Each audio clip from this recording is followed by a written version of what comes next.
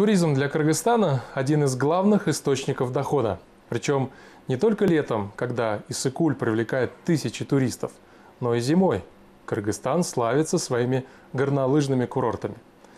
Власти республики все время говорят о необходимости развития туризма. Но на деле все держится на плечах самих предпринимателей. А они на что только не идут ради привлечения туристов.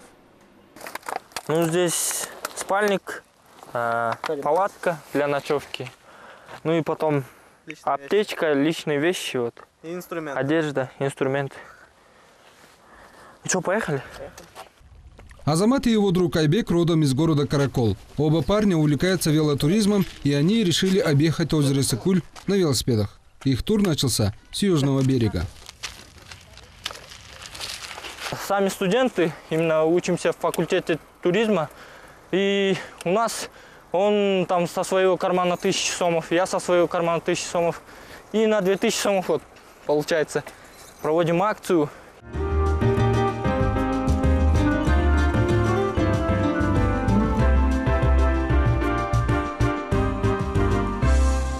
Добро пожаловать в Кыргызстан. Так, Александр Викторович, куда едете? Пограничный пост Акджол находится на границе Кыргызстана с Казахстаном. В летнее время здесь всегда наплыв иностранных туристов. В пункте пропуска Акджол где-то с 10 июня уже начали потихоньку заезжать граждане иностранных государств, в частности Республики Казахстан. В среднем где-то около 2–2,5 тысяч туристов уже въехало на территорию Кыргызстана. В июле и августе здесь будут проходить тысячи людей в день. Пограничники обещают, что это не скажется на времени пересечения границы, так как будут открыты дополнительные кабинки пункта пропусков.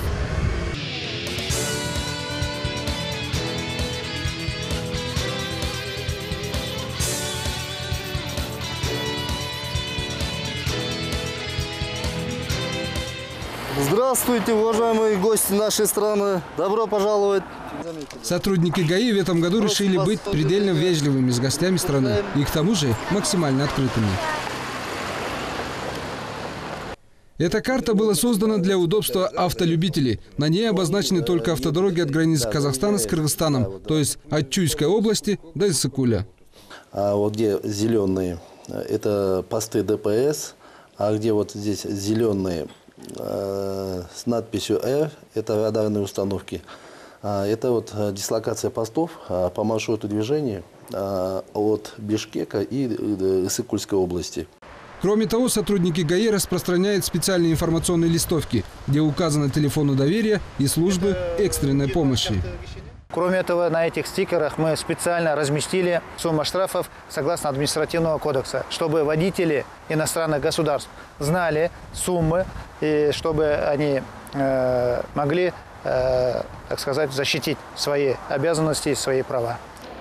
Однако во время съемок такие информационные листовки были только у пограничников на посту Акджол, а сотрудники ГАИ на дорожных постах о листовках даже и не слышали. Ветроуказатель, или как его называют, колдун. Для старта очень важен ветер, чтобы ветер дул в лицо. Сергей – парапланерист. Полетать вместе с ним может любой желающий. Проверка прошла, и параплан готов к полету. Для Сергея это не только заработок. Для него еще важно показать прекрасную природу Кыргызстана с высоты птичьего полета. Кыргызстан очень привлекательный для других туристов, парапланеристов. И для них нужны будут постройки дорог на местах, где хорошие старты. В этом нужна будет хорошая поддержка государства. Саламатсыздар, кош келгиле Кыргызстанга. Бонжур. Бонжур. В этом году будет 7 лет, как Тохтоби Басамбекова принимает в летнее время туристов на Джайло.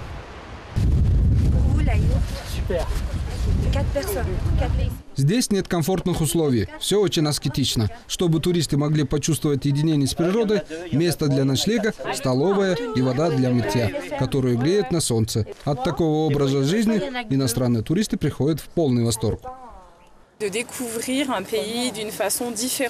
Во Франции мы едем на автобусах и машинах. На работе и дома есть все условия. Мы хотим отстраниться от всего этого и провести время на лоне природы, совершая пешие прогулки и почувствовать себя свободными. Кыргызстан очень красивый и народ отличный. Нам понравилось. Спасибо.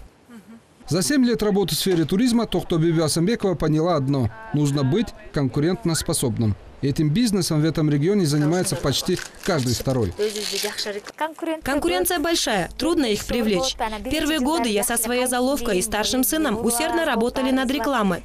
Выпустили брошюры и визитки. На данный момент мы участвуем на разных ярмарках. Это наш коттедж. Наши гости только прибыли и обустраиваются. Это место отдыха сильно отличается от Джайло. Тут уже все условия для комфортного отдыха современного туриста. 3 спальни рассчитаны на 12 человек. На северном берегу Иссык-Куля все продумано для отдыхающих, начиная с номеров и заканчивая пляжем. Должны быть предоставлены шезлонги. Посторонние не должны заходить на пляж. Вещи должны быть в сохранности. Нужно обеспечить безопасность. Некоторые там ребята маленькие, hello, hello, с нами здороваются, а мы тоже там прикалываемся, hello, hello. Азамату Айбеку предстоит проехать на велосипедах около 1000 километров, чтобы объехать Иссык-Куль. Своим примером они хотят привлечь внимание к велотуризму, который поможет в будущем принять новых гостей. Многие чиновники говорят, что туризм развиваем, надо туризм, просто надо показать и все делать, чтобы развивалось оно.